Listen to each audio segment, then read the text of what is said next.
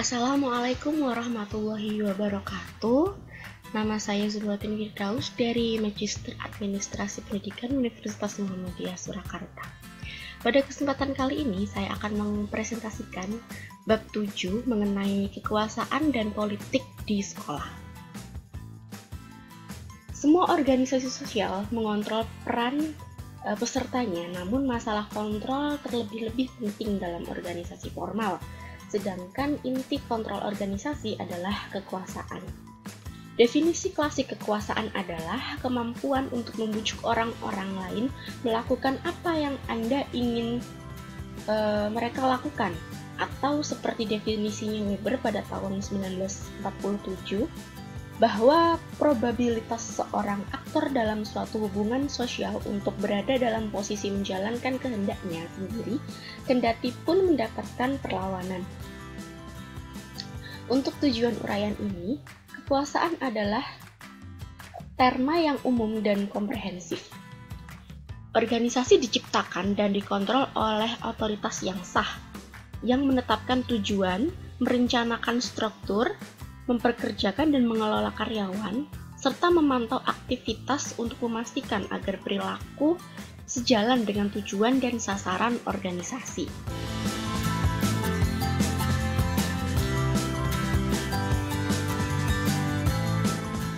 Kekuasaan yang sah. Hubungan otoritas adalah bagian yang tidak terpisahkan dari kehidupan di sekolah. Landasan bagi banyak hubungan siswa-guru, guru penyelenggara sekolah, atau bawahan atasan adalah otoritas. Sayangnya, banyak individu memandang otoritas dan otoritarianisme itu semakna. Karena duduk persoalannya tidak demikian, maka otoritas sebagai sebuah konsep teoritis harus didefinisikan dengan jelas. Bertentangan dengan sebagian kepercayaan umum, penyelenggaraan otoritas di sekolah lazimnya tidak melibatkan paksaan. Oleh Herbert S. Simon pada tahun 1957 menyatakan bahwa berbeda dengan jenis-jenis pengaruh atau kekuasaan yang lain dalam pengertian bahwa bawahan menangguhkan fakultas atau daya kritisnya sendiri dalam memilih di antara sekian alternatif dan menggunakan kriteria formal berupa penerimaan perintah atau isyarat sebagai dasar pilihannya. Oleh karena itulah, dua kriteria otoritas di sekolah sangat penting dalam hubungan atasan dan bawahan. Yang pertama, kepatuhan sukarela pada perintah yang sah. Kedua, penangguhan kriteria kita sendiri untuk mengambil keputusan dan menerima perintah organisasi. Definisi otoritas. Yang pertama berdasarkan Peter Blau and Richard pada tahun 1962 dan 2003.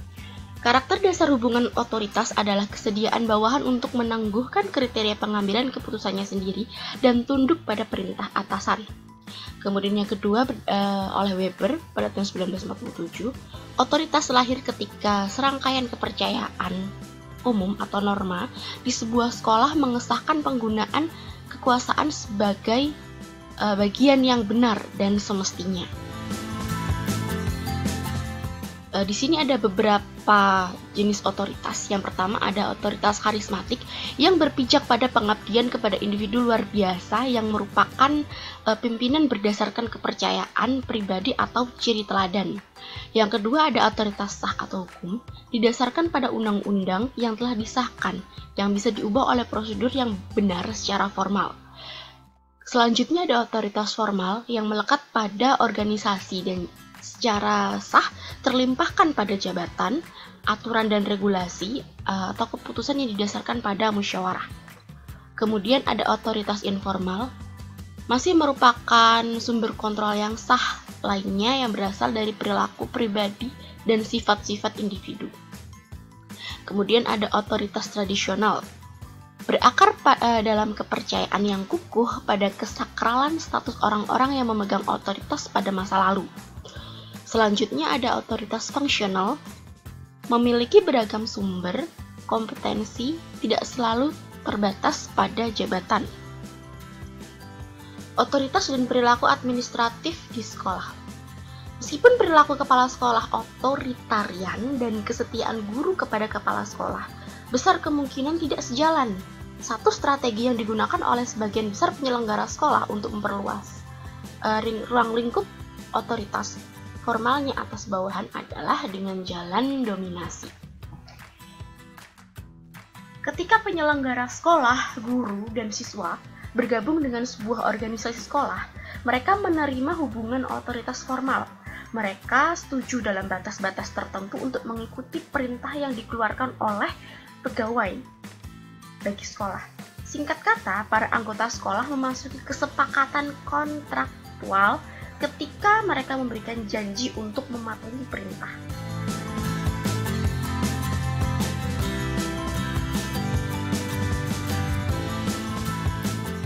Sumber-sumber kekuasaan. Yang pertama, ada kekuasaan imbalan, bahwa kemampuan penyelenggara sekolah untuk mempengaruhi bawahan dengan memberikan imbalan atas perilaku yang dikehendaki. Kemudian ada kekuasaan koersif, di mana kemampuan seorang penyelenggara sekolah untuk mempengaruhi para bawahan dengan menghukum mereka atas perilaku yang tidak diinginkan atau membangkang. Jadi kekuasaan koersif ini lebih seperti kejam gitu ya. Jadi dia itu mereka itu menghukum atas perilaku yang tidak sesuai dengan aturan gitu. Kemudian ada kekuasaan yang sah, bahwa kemampuan penyelenggara sekolah untuk mempengaruhi para bawahan semata-mata karena jabatan formalnya. Kemudian ada kekuasaan referen, bahwa kemampuan penyelenggara sekolah untuk mempengaruhi perilaku berdasarkan kesukaan dan mengidentikan bawahan dengan penyelenggara sekolah. Kemudian ada kekuasaan pakar, di mana kemampuan penyelenggara sekolah untuk mempengaruhi perilaku bawahan itu berdasarkan ilmu pengetahuan dan kecakapan spesialis. Kemudian penggunaan administrasi kekuasaan. Gary York pada tahun 2002 menawarkan beberapa panduan bagi para penyelenggara sekolah untuk membangun dan memanfaatkan masing-masing dari kelima jenis kekuasaan yang tadi. Konsekuensi potensial dari penggunaan kekuasaan merupakan pertimbangan penting bagi penyelenggara. Seperti yang kita lihat pada tabel 7.1, bahwa tabel tersebut merangkum hasil-hasil potensial dari masing-masing bentuk kekuasaan yang ditinjau atau ditilik dari komitmen, kepatuhan sederhana, ataupun perlawanan. Seperti contoh misalnya, jenis kekuasaan referen. Komitmennya ini paling besar kemungkinannya, kemudian kepatuhannya sederhana dan perlawannya hampir paling kecil kemungkinan. Namun, bila jenis kekuasaannya koersif, komitmennya ini lebih kecil kemungkinan daripada bentuk perlawanan. Bentuk perlawanannya ini paling besar kemungkinan karena koersif ini merupakan suatu bentuk kekuasaan yang kejam.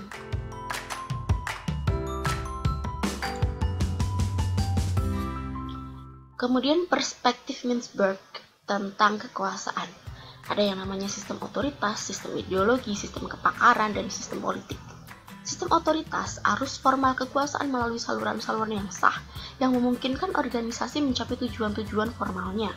Kemudian sistem ideologi, serangkaian kesepakatan informal di kalangan guru tentang sekolah berikut hubungannya dengan kelompok-kelompok yang lain yang muncul. Sistem kepakaran, bahwa hubungan timbal balik di kalangan pakar atau kaum profesional untuk memecahkan ketidakpastian genting yang dihadapi oleh organisasi. Kemudian ada sistem politik, bahwa jaringan politik organisasi yang tidak memiliki legitimasi dari 3 sistem kekuasaan lainnya. Sistem ini juga memiliki konsensus dan peraturan. Paparan tentang sistem kekuasaan Mintzberg memperjelas satu hal bagi para penyelenggara sekolah. Mereka atau penyelenggara sekolah harus siap berbagai kekuasaan. Orang-orang yang menumpuk kekuasaan berpotensi menjadi sasaran dari ketidakpuasan, alienasi, dan permusuhan guru dan siswa. Terlebih-lebih lagi, kelemahan kontrol dari orang-orang semacam itu berpotensi membuka jalan menuju permainan kekuasaan informal yang lebih berwatak sembunyi-sembunyi di sekolah. Artinya, kekuasaan politik politis sebuah tema yang akan kita bahas nanti dalam bab ini.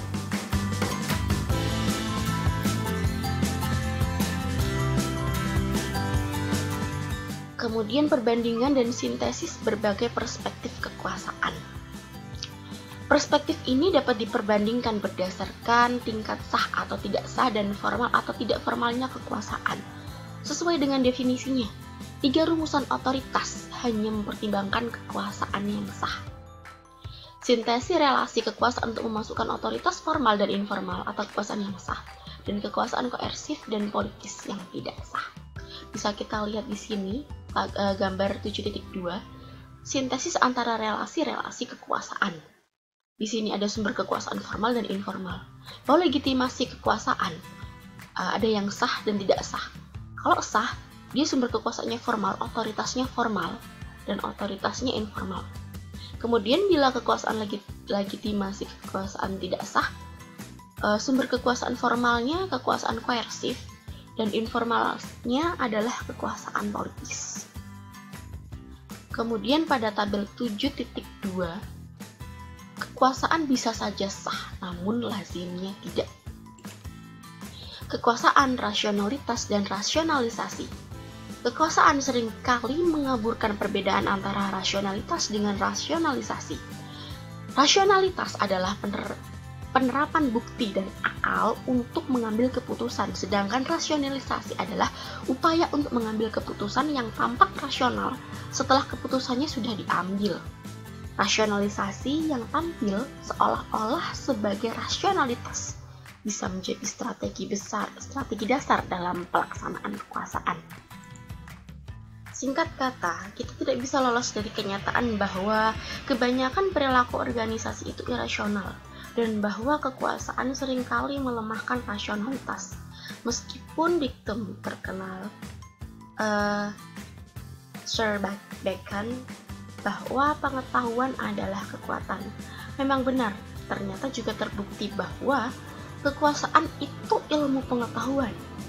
Kemudian perspektif Liebberg tentang kekuasaan dan rasionalitas memunculkan sejumlah pertanyaan yang menggelitik.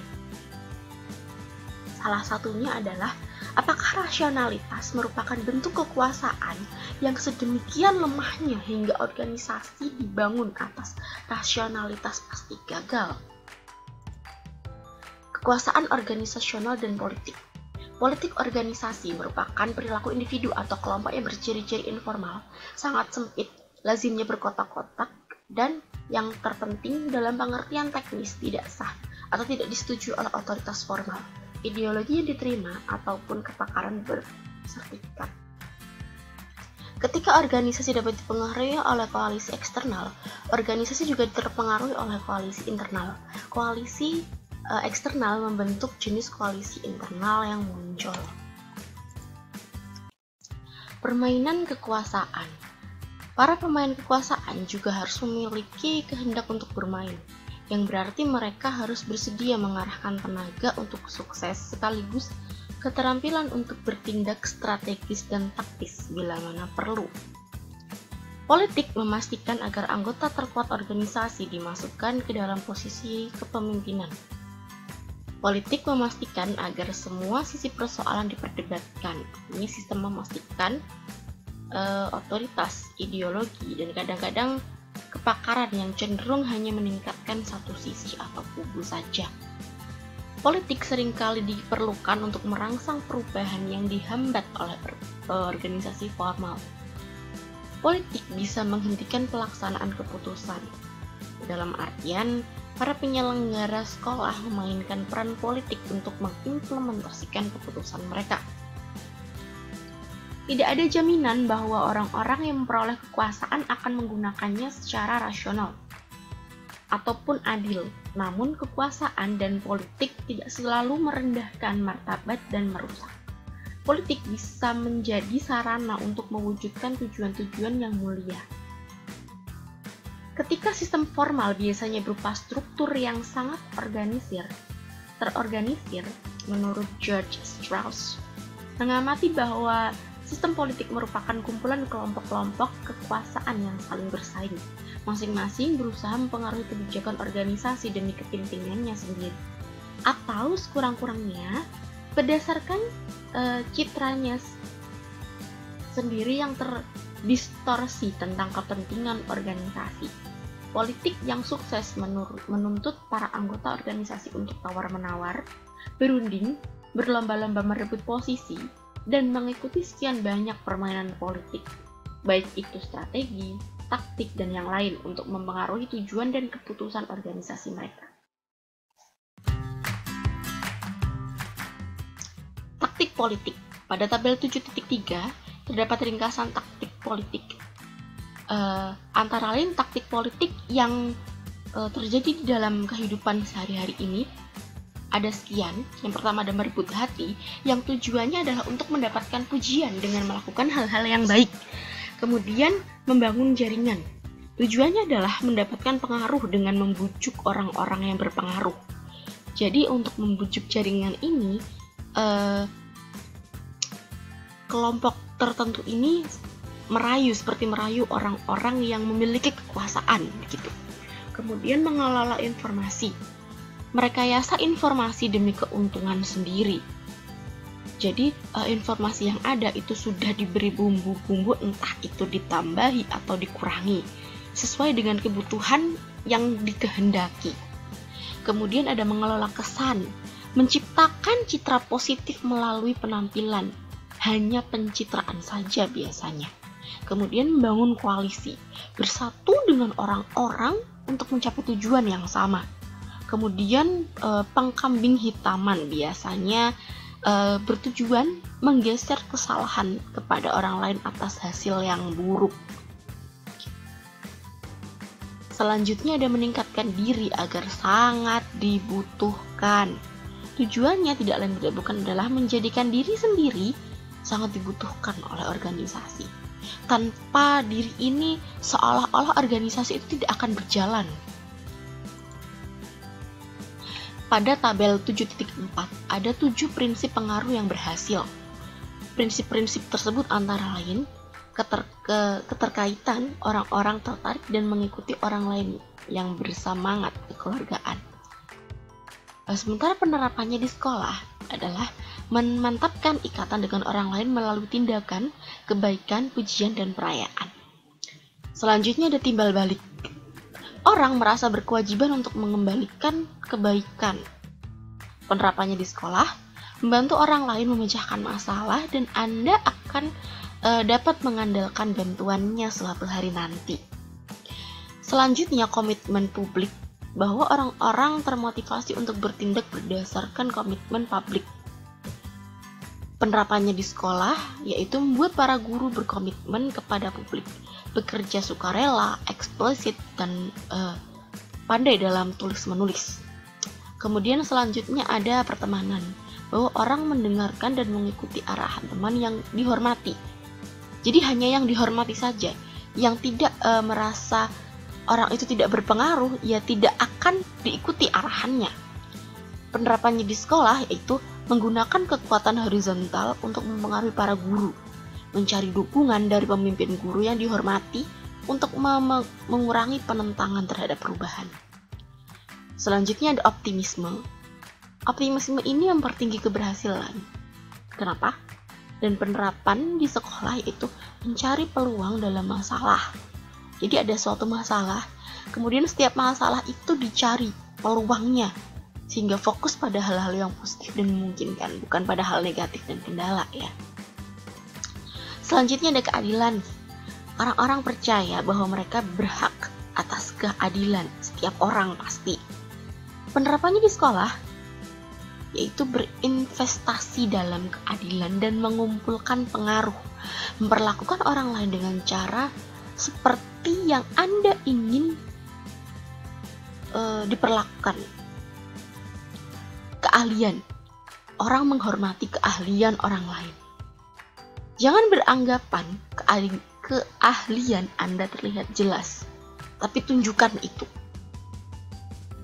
Ketika Anda sudah menunjukkannya, lambat laun orang-orang di sekitar Anda juga akan memahami Anda itu sebetulnya ahli di bidang itu. Selanjutnya ada tabel 7.5, ringkasan permainan-permainan politik yang dimainkan oleh guru dan penyelenggara sekolah. Yang pertama, permainan untuk melawan otoritas. Ada pemberontakan, ada kontra pemberontakan. Kemudian permainan untuk membangun basis kekuatan. Ada sponsor, pembangunan aliansi, pembangunan kerajaan, penganggaran, dan bersikap sok kuasa. Selanjutnya ada permainan untuk menaklukkan lawan. Otoritas lini versus staf parkar kubu-kubu berlawanan.